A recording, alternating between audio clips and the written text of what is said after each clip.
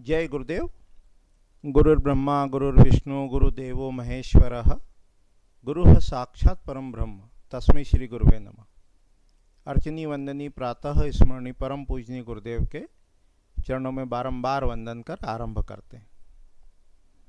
आज थोड़ा सा अपन ये पाठ्यक्रम देख लेते हैं कि ज्योतिष शास्त्र के अंतर्गत अपन किन किन विषयों का समावेश करने वाले हैं, लेने वाले हैं, इसको थोड़ा समझ लेते हैं। तो ये जो अपना पाठ्यक्रम है, इसमें अपन जो टॉपिक कवर करने वाले हैं उनको लगभग मोटे तौर पर अपन ने 13 या 14 यूनिट्स में या भाग में उसको अपन ने डिवाइड किया है, उसको अपन ने बांटा है। पहले भाग का अपन ने नाम दिया, पहली यूनिट कह लो, खंड कह लो, उसका नाम दिया तारा, स्टार्स, सितारे। कि ये जो पूरा अपना जो मंडल है, इसमें जो चमकते हुए तारे अपने को दिखाई देते हैं, उनको दो भागों में मुख्य रूप से बांटना।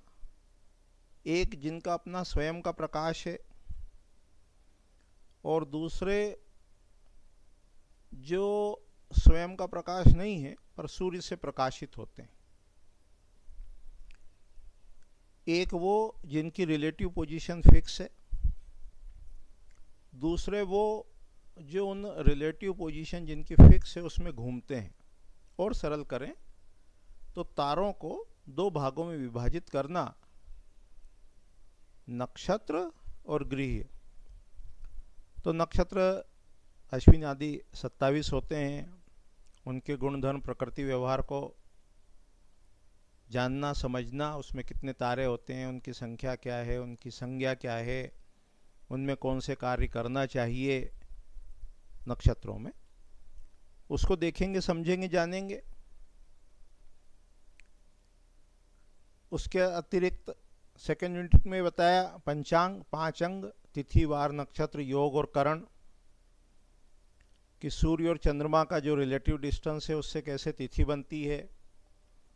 फिर वार, जो 7 वार होते हैं, उनको समझना। नक्षत्र,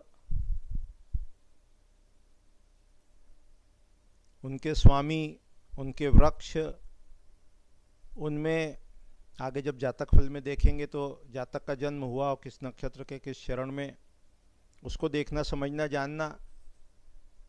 और योग और करण, 27 योग और 11 करण। तीसरी इकाई में देखेंगे जातक फल। जातक फल का मतलब ये है कि जिस व्यक्ति का जन्म जिस नक्षत्र में, योग में, करण में, वार में हुआ, वो जातक कैसा होता है। क्योंकि अभी जो विषय अपन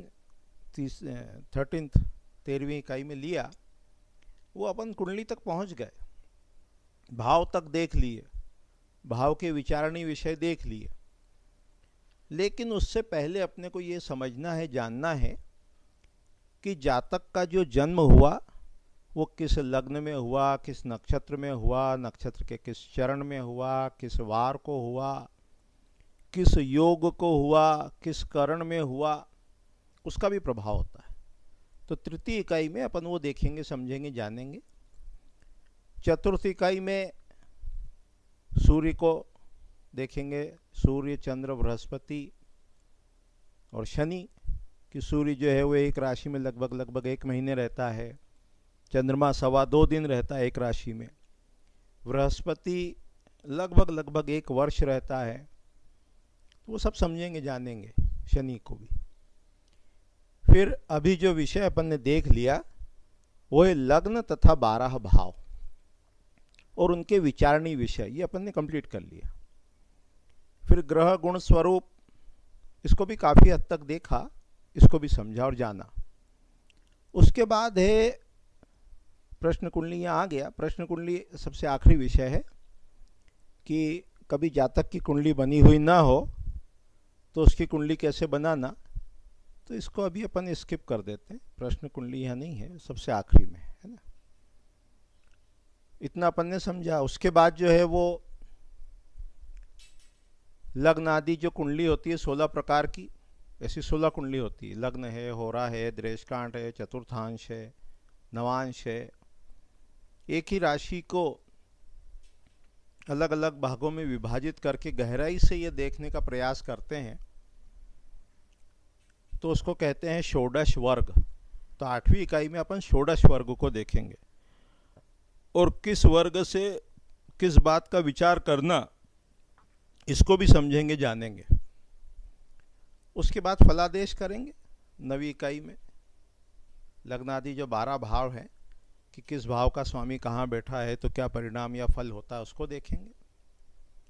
10वीं इकाई में जो सूर्य आदि नवग्रह होते हैं उनका जीवन में समय आता है। जो व्यक्ति होता है, जातक होता है, उसके जीवन में ये 9 ग्रहों का समय आता है और जो ग्रह उसकी हॉरोस्कोप में शुभ है, जीवन का वो समय उसका शुभ जाता है, अच्छा जाता है।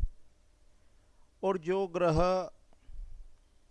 हॉरोस्कोप में दुर्बल है, कमज़ोर है, जब उस ग्रह का समय आता है तो वो व्यक्ति को कष्ट होता है, पीड़ा होती है। तो इसको महादशा विचार कहते हैं। अपन विंशोत्तरी महादशा को देखने का, समझने का प्रयास करेंगे। 11वीं इकाई में 11वें भाव में अपन देखेंगे विभिन्न योग होते हैं। अलग अलग ग्रह जब आपस में मिलते हैं किसी हॉरोस्कोप में तो उनके कारण हजारों लाखों योग बनते हैं। योग, अपन कुछ योग को देखने का, समझने का प्रयास करेंगे।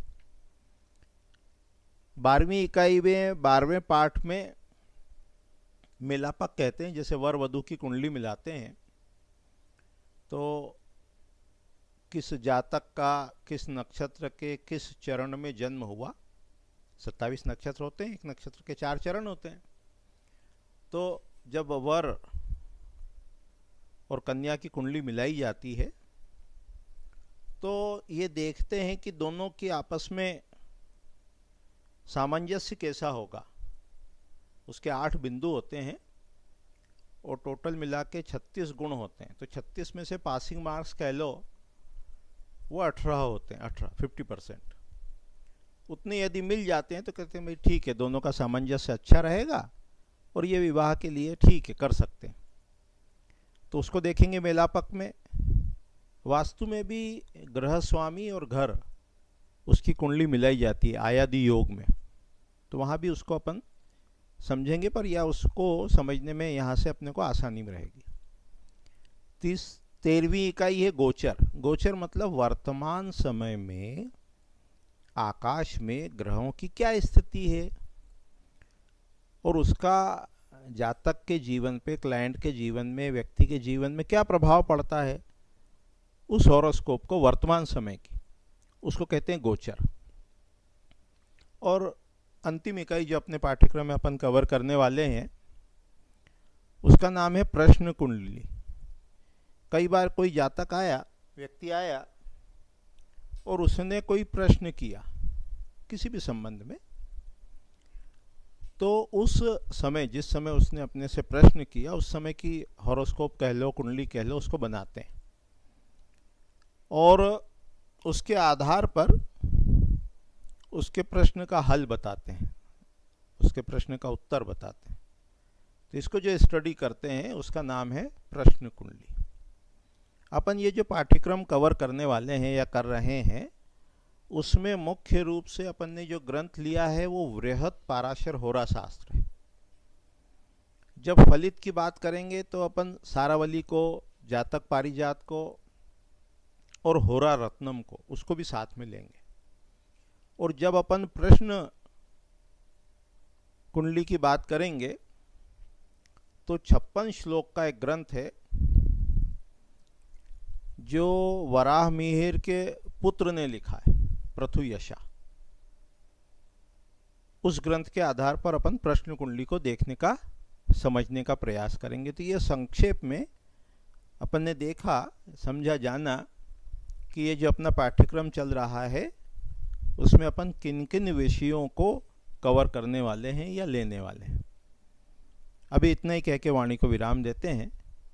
आगामी इकाई में पाठ में इस विषय को और आगे बढ़ाएंगे। जय गुरुदेव।